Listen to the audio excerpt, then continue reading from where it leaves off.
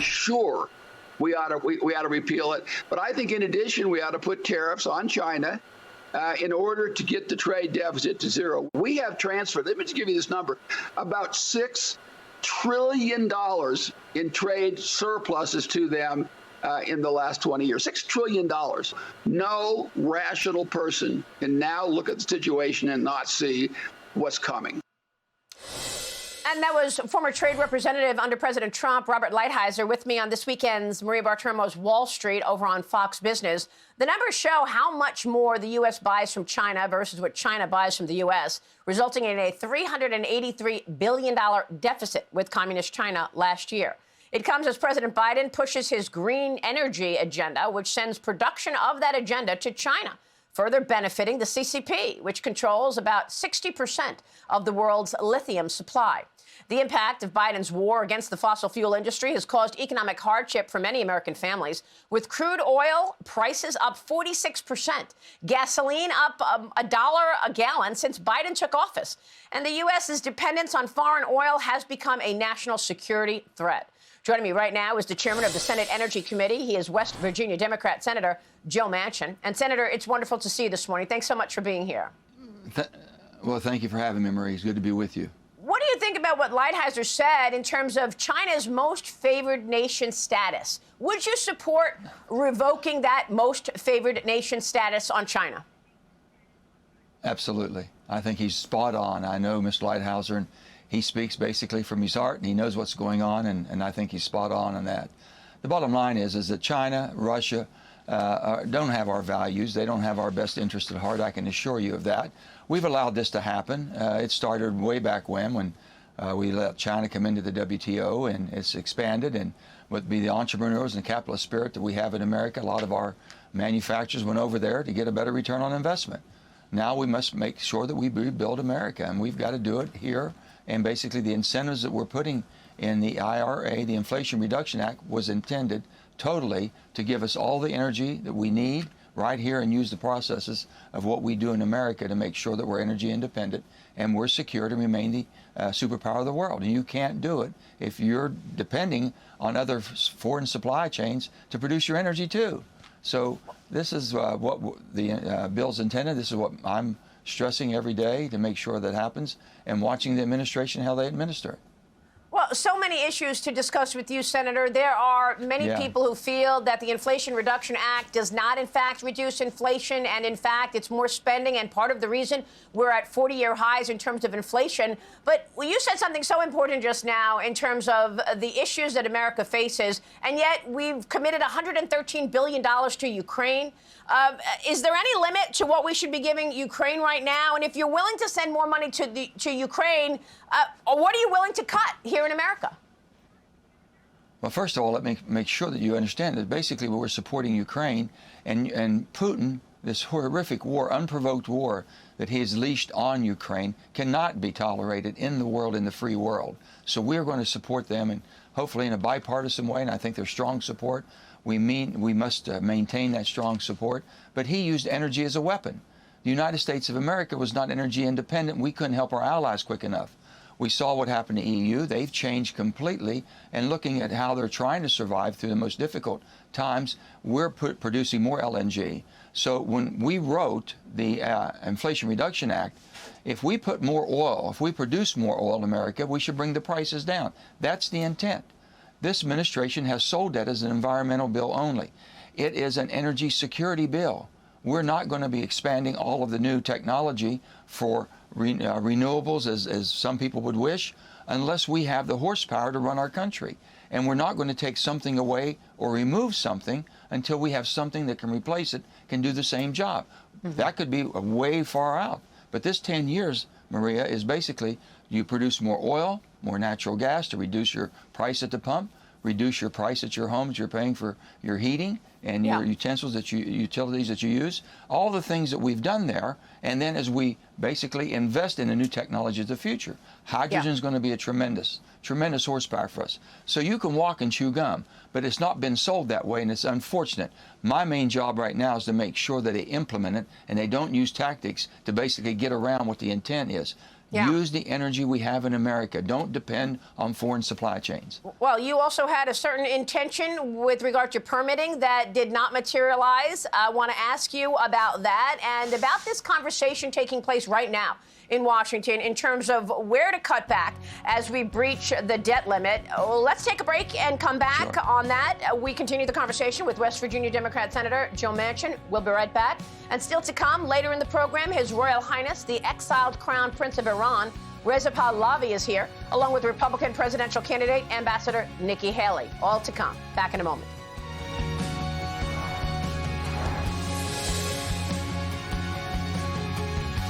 Welcome back. I'm back with the chairman of the Senate Energy Committee, West Virginia Senator Joe Manchin. Senator, I want to get your take on the discussions underway right now about raising the debt ceiling. As you know, the Republicans would like to see some kind of boundaries and spending cuts identified. Let me ask you straight away, will you vote for a clean debt ceiling, no strings attached? Well, I'm going to vote for a debt ceiling because we have to pay our bills. I hope my Republican friends will join us, and we're all in this together. But the bottom line, to say you're not going to have any discussions or negotiations on how we can get this debt under control, $31.5 trillion. In the last 10 years, almost $20 trillion. Can't we see how we expanded the debt so rapidly and find out if there's ways that we can make adjustment? You don't have to basically say and scare the bejesus out of people. Your first thing they go to is cutting Social Security and Medicare. That's not going to happen. But you can review all the spending that's gone on in discretionary, which means we have make decisions on, and non-discretionary, basically things that you don't negotiate on because it's mandatory spending. How did it increase by $1 or $2 trillion in such a short period of time? How did we increase discretionary spending? Can't we look at some of that and find out if there's some adjustments? We've got to get this trajectory down. You can't carry this debt, and we're doing that, and interest will eat us up. And Mike Mullen said one time with me in the Armed Services Committee that the debt of the nation is the greatest threat we face. Not another country, but the debt of our own, the weight of our own debt in our nation. Yeah. We've got to get this under control. We've got to speak about it intelligently. The bottom line is, Marie, everyone's trying to blame each other. You've got to work together. Well, the CBO says that we're going to talk about $10 trillion in interest payments in the next decade as interest rates go higher. So just to be clear, you don't want a clean debt ceiling. You want to have a discussion and identify areas to cut with the agreement that you'll raise the debt ceiling. Is that what I'm hearing? You don't want a clean debt ceiling. You'll have to raise the debts. You have to vote for this. We have to pay our bills, the full faith and credit of the U.S. currency. We're the superpower of the world.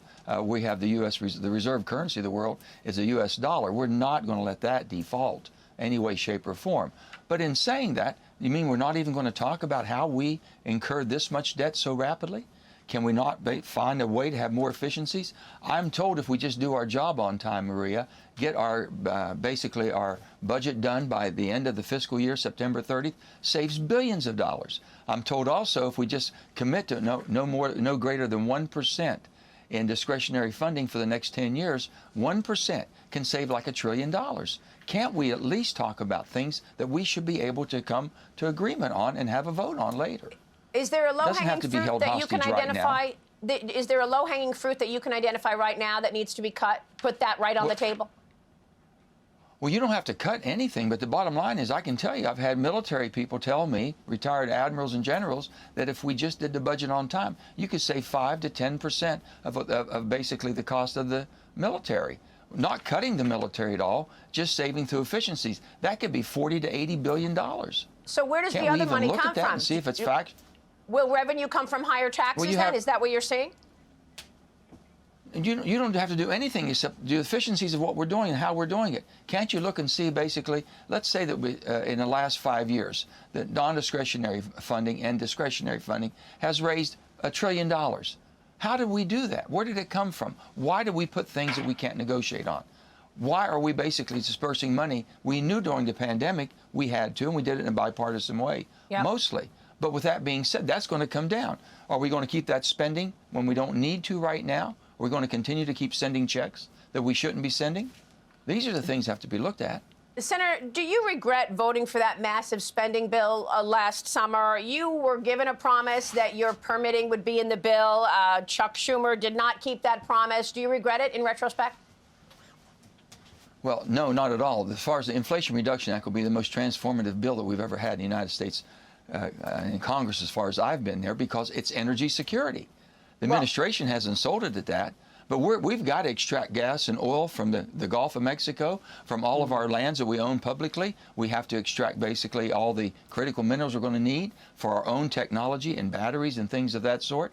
It's basically used to bring things back to America. It's never been sold. People don't understand. They just say, and it's not a spending bill. We don't send a check to anybody. You have to have investments and credits. If people don't think that bill is working, then why is Europe so upset? Because everyone's coming to America now to make these investments. So Senator, it's going to be a great bill. And I worked with my Republicans for a long time to put this together. They just couldn't vote for it when it came out in reconciliation. I understand. Real quick, before you go, I've got to ask you about your own public service. You've been in public service for 40 years. You told a radio interview this week that you will not be running for president. What are your plans? Will you run for re-election? Well, the bottom line is, that was in jest. We were talking back and forth. A dear friend of mine, Hoppy Kercheval, that we talked, and he said, this minute, this time, this and this. And I said, Hoppy, listen, my main concern, and to all of you and all of your viewers, my main concern is, how do we bring this country together? How do we make it work? How do we make Democrats and Republicans become Americans again and not just party affiliates? This is what's happening right now. We're pushing people further apart, making people take a side, and then we're rewarding for bad behavior. The country has to be about America and coming together. Do you still identify as a Democrat? I'll be involved any way I can. I'll be involved any way I can to help. I identify as an American. I'm an American through and through. Will you run for governor? I'm going to do whatever I can to help my country come together and my state come together. Senator, thank you. It's great to see you this morning. Senator Joe Manchin in West Virginia. Good to be We'll with be you. right back.